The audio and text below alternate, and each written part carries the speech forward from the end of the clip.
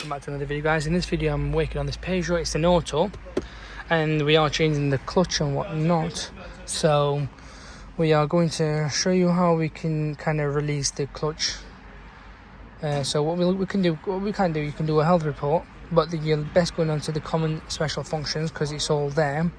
And then here, adaptive gearbox, there it is, just gone into the adaptive gearbox.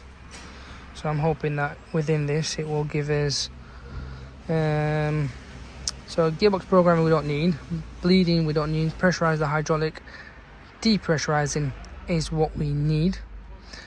Okay, so this should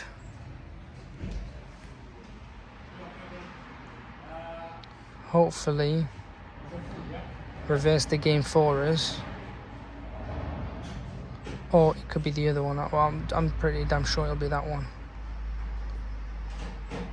Complete problem has been detected. Okay, so maybe disconnection of the wire. It does work. Obviously I was sat in the car, you can't hear it, but as you can hear, so I have pressurized it, so that means it's locking it back in. So with these model cars, obviously if we do depressurize, so if you hear it, it's making a clicky clunky noise.